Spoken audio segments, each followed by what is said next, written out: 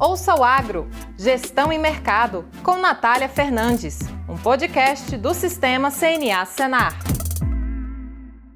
Olá, começa agora mais um episódio do podcast Ouça o Agro, Gestão e Mercado, seu podcast sobre mercados agropecuários e gestão de custos e riscos de preços em negócios rurais. O episódio de hoje nós vamos falar sobre marco temporal e sua relevância para o produtor rural. Eu sou a Natália Fernandes, coordenadora do Núcleo de Inteligência de Mercado da CNA, e o nosso convidado de hoje é o Rudy Ferraz, ele que é diretor jurídico da CNA. Seja bem-vindo, Dr. Rudy. Obrigado, Natália, obrigado a todos. Uma grande oportunidade de debatermos um tema tão importante para o setor agropecuário brasileiro. Bom, nesse episódio vamos falar sobre marco temporal, inclusive porque recentemente tiveram dois acontecimentos, duas decisões importantes. Uma relacionada à decisão do STF, que definiu a tese final do marco temporal, e também a aprovação de um projeto de lei pelo Senado, que tende a agora ir para a sanção ou não do presidente. Então, antes de a gente adentrar a fundo no tema, eu queria que você explicasse de uma forma mais simples o que é o marco temporal. Excelente pergunta. Bom, o que é o marco temporal, esse debate todo que nós vimos aí na grande imprensa nesses últimos dias, né? O marco temporal é uma tese jurídica, né, que veio no texto constitucional, no artigo especificamente 231 da Constituição, que garante aos índios, né, as terras que tradicionalmente ocupam. Ele utiliza o verbo no presente, ou seja, a Constituição quis resguardar a todas as comunidades indígenas que estivessem ocupando de fato as suas áreas em 5 de outubro de 88, a demarcação daquelas terras. E quais seriam as consequências dessa demarcação?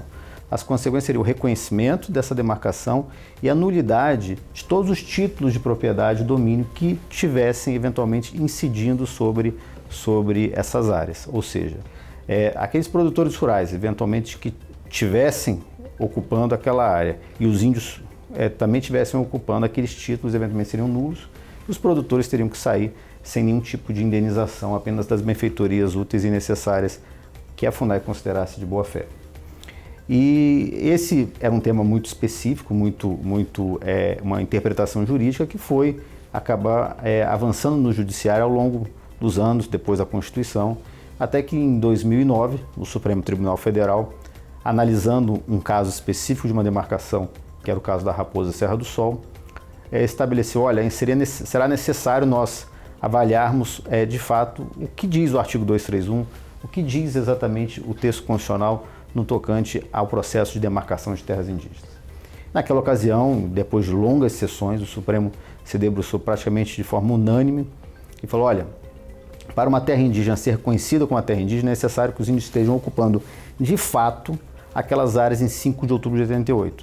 Ou seja, seria uma chapa radiográfica que tivesse tirado naquela data de 5 de outubro de 88 e eles estando lá naquela região, aquelas áreas deveriam ser demarcadas e os títulos seriam considerados nulos.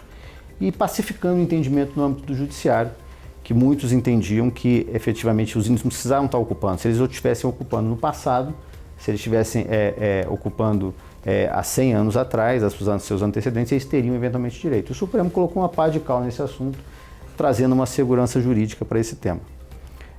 Mesmo assim, a gente observou que a FUNAI, o Ministério Público, ONGs não aceitavam, continuavam avançando com o processo sem respeitar o marco temporal, até que o presidente da República, Michel Temer, editou um parecer vinculante. Vinculante no quê? Ou seja, obrigatório para cumprimento em toda a administração pública federal em 2017. Ocasião que todos nós ficamos tranquilos que agora realmente nós teremos uma baliza objetiva que foi, inclusive, normatizada e orientada pelo Supremo Tribunal Federal, incorporada pela administração pública federal, e posteriormente faltava só o legislativo assumir o seu papel e colocar esse normativo em lei.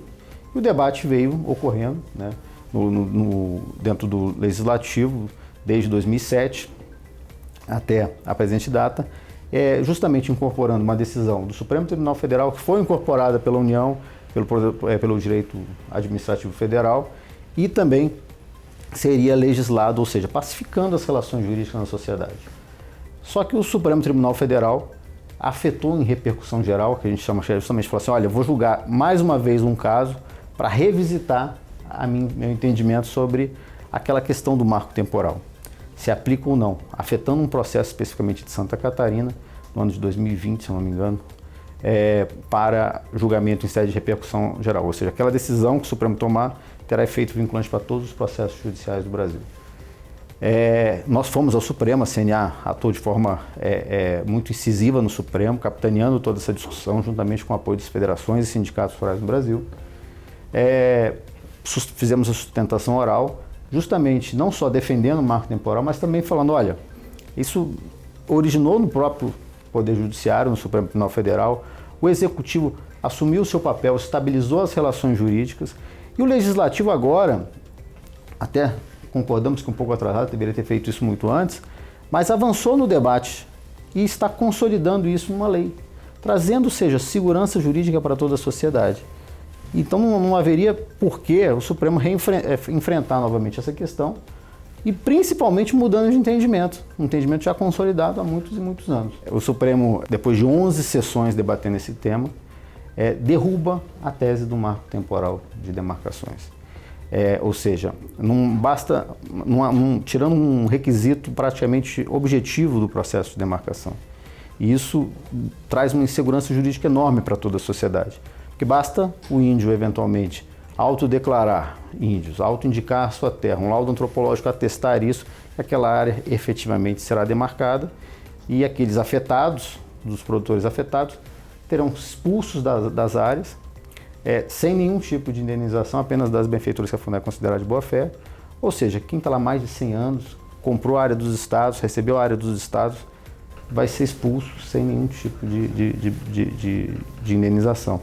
Então, o impacto do eventual revisão e que o Supremo realmente derrubou a tese do marco temporal trouxe uma enorme insegurança jurídica para o setor agropecuário, porque parou toda e qualquer baliza objetiva. Desculpa te interromper, mas é porque você trouxe um histórico muito relevante sobre o que ocorreu, o que é um marco temporal, né? Que ele tinha uma marca de uma data e depois vários acontecimentos que foram importantes, positivos para o setor e outros não. Até por iniciativa, algumas do governo, outras de entidades de interesse, enfim.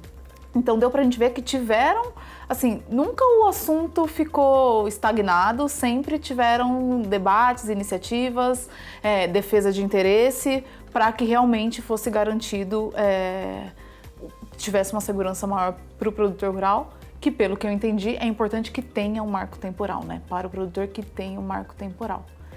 E aí já falando sobre essas duas decisões, você trouxe esse histórico, várias coisas já ocorreram em outros governos até agora. E agora tiveram duas decisões recentes que você estava comentando, sobre uma do STF e a outra via Senado Federal, um projeto de lei.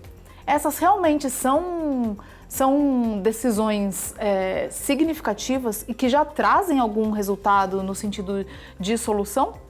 O que você destacaria de mais relevante nesses dois acontecimentos mais recentes? Tanto do projeto de lei quanto da decisão do Supremo? Bom, uma das preocupações é justamente essa decisão do Supremo, porque ele acabou com o marco temporal. Essa tese que era consolidada há muitos anos, ele mudou de jurisprudência, trazendo uma insegurança jurídica completa. Mas não é uma decisão efetiva. Ele acabou porque foi uma decisão ali no momento, mas tem algo ainda a ser feito nesse sentido? A decisão é efetiva, o Supremo decidiu em sede de repercussão geral, decidiu a tese jurídica, acabando com o marco temporal de demarcações. E o que acontece? Todos os processos judiciais e administrativos que eventualmente discutam esse tema serão afetados por esse processo de decisão do Supremo Tribunal Federal. Certo. Essa é a grande preocupação, porque o único conceito objetivo que o afetado, que o produtor rural teria para contestar o seu processo de demarcação é justamente questionar uma eventual não ocupação indígena, não ocupação nos termos da Constituição naquela área, por isso aquela área não poderia ser declarada como indígena. Nada obstante, eventualmente, tendo a tese do marco temporal, que inclusive foi incorporado no projeto de lei que eu vou mencionar agora, ele vinha questionar, ou seja, ele vinha demarcar uma área que não esteja ocupando os índios, mas ele tem que comprar, ele tem que adquirir, então, sem conflito nenhum no processo de demarcação. E é justamente o PL vem corrigir essa distorção, restabelecendo a segurança jurídica. O projeto de lei aprovado agora no Congresso, ele incorpora o marco temporal, novamente, para o texto legal, ou seja, o legislativo de forma massiva, optou realmente e falou, olha, a Constituição estabelece um marco temporal, nós não podemos torcer o texto constitucional. E reestabelecendo essa segurança jurídica e falando, olha, aquela área, eventualmente, que o índio não esteja ocupando em 5 de outubro de 88, que não seria uma terra indígena, mas há uma reivindicação social da parte das comunidades, ela poderá, eventualmente, ser atendida através de uma desapropriação, através de uma compra e venda. Agora, nunca expropriando o produtor rural. E o Supremo Tribunal Federal avançou significativamente nesse direito, eventualmente, de indenização dos produtores rurais, porque antes, eventualmente, nós não tínhamos. Então, nós tivemos algumas evoluções importantes no julgamento do Supremo, apesar de nós termos, eventualmente, derrubado a tese do marco temporal dentro do Supremo Tribunal Federal, nós conseguimos alguns avanços em relação ao direito de indenização da terra nua daqueles eventuais afetados. E isso foi um grande avanço que o Supremo se debruçou realmente. Nós não poderíamos corrigir uma eventual injustiça praticando uma outra injustiça e reconhecendo esse eventual direito de indenização. Porém, nós trabalhamos firme para retornar e restabelecer essa questão do marco temporal, que é uma baliza importante não só para o produtor rural, mas para toda a sociedade. Qualquer um que tenha propriedade precisa ter segurança jurídica de que sua terra eventualmente não pode ser reivindicada por uma comunidade indígena no futuro. E tem alguma outra questão em jogo, via projeto de lei, para trazer segurança jurídica ao produtor que vá além do marco temporal? Tem algum outro ponto positivo do projeto de lei? O projeto de lei, ele na realidade, ele conforma todos os direitos envolvidos. Ele não só ele estabelece o marco temporal, mas como eu mencionei, ele traz mecanismos de solução do conflito. Porque nós precisamos do quê? Há regiões em que há conflitos, há uma reivindicação social desses índios perante a União, há um direito de propriedade líquido e certo do produtor rural, otorgado pelo Estado, com mais de 100 anos lá. Isso precisa eventualmente ser avaliado para buscar uma solução, uma paz social no campo. E o projeto de lei ele busca justamente isso, porque ele cria um mecanismo de justamente resolver esses conflitos. Através do quê? Indenizando a área previamente do produtor rural, mas não demarcando áreas gigantescas, eventualmente anulando os títulos. Então, o projeto de lei ele traz isso, restabelece as condicionantes, que é justamente a participação dos entes federados dentro do processo, uma série de benefícios até para as próprias comunidades indígenas, como eventualmente produzir, né, dentro dessas comunidades. Deve ser um avanço bem relevante, até pelo fato de as realidades no Brasil serem muito diferentes, né? Então, você trouxe que o projeto de lei ele fala como que isso pode ser feito para regularização, enfim, mas a gente tem realidades muito diferentes no país. Então, os próprios conflitos de natureza diferente, as suas regiões se diferem muito. Então, a solução não deve ser tão simples para conseguir resolver essa questão que vem de tanto tempo e acaba comprometendo essa insegurança ao produtor. Claro, essa insegurança é completa, porque sem segurança você não há investimento, não há produção. Então precisamos ter segurança jurídica. A sociedade brasileira clama por segurança jurídica. E você manter num estado de ausência de marco temporal, ausência de previsibilidade das relações, é um ambiente de somente fomento ao conflito. Nós precisamos resolver os conflitos através de mecanismos de composição, através de compensando as partes envolvidas, agora não, eventualmente, retirando um direito tão importante que é o direito de propriedade do produtor rural. Sim. E quais são as expectativas em relação aos próximos passos agora, principalmente em relação ao projeto de lei que, por essa aprovação no Senado, era algo tão esperado pelo setor? Bom, o projeto de lei foi aprovado com uma maioria absoluta, né, dos senadores, 43 senadores. Na Câmara nós tivemos mais de 280 parlamentares. Ele agora vai à sanção presidencial, né? E essa sanção presidencial sendo sancionado, né, eventualmente ela sobrepõe uma eventual decisão do Supremo Tribunal Federal, que o Supremo analisou sobre a égide dos normativos vigentes. Hoje há uma manifestação concreta do Legislativo do Congresso Nacional, em forma de lei, regulamentando o texto constitucional. Então, nós esperamos que uma eventual futuro questionamento dessa nova lei, que já não vai ser nesse processo, vai ser em outro processo, eventualmente das partes que não aceitarem essa legislação, os ministros do Supremo terão deferência à atividade do Legislativo, à atividade dos parlamentares, que são os representantes do povo, e buscaram ali conformar os direitos, tanto dos índios quanto dos produtores. Então, trazendo essa estabilidade das relações. Então, se for sancionado e eventualmente questionado, a CNA, as federações, os sindicatos estarão presentes defendendo a lei, defendendo o marco temporal, mas esperando que o Congresso, que o Supremo, eventualmente, se for analisado isso, tenha deferência a esse trabalho legislativo que demorou mais de 17 anos, com diversas audiências públicas, ou seja, envolvendo toda a sociedade brasileira, um pacto democrático que foi construído dentro do parlamento para equacionar esse conflito. Muito bom, Dr. Rudi. Bom, já estamos chegando ao final do nosso episódio. Você realmente trouxe esclarecimento e luz para esse tema. Muito tem termos jurídicos, né? Porque é uma questão jurídica. Então, para muita gente acaba se tornando complexo. Mas acredito que tenha ficado claro aí, principalmente que essa visão positiva de que agora a gente conseguiu ter com a aprovação do projeto de lei pelo Senado, e a expectativa realmente é de sanção pelo presidente, para que traga segurança jurídica. Isso deve afetar, inclusive, positivamente o setor, que já tem vários indicadores de que estão à frente do país, contribuindo para o desenvolvimento, geração de emprego e renda. E quando a gente fala de insegurança jurídica, a gente vê que muita coisa, às vezes próprios investimentos, né, tanto interno ou externos, deixam de acontecer por um ponto como esse que você trouxe bastante exemplo aqui de insegurança ao produtor. Então, realmente, dar um passo em direção à segurança jurídica é um sinal de que o agro brasileiro pode crescer ainda mais exponencialmente, indo além até do que tem demonstrado nesses últimos tempos.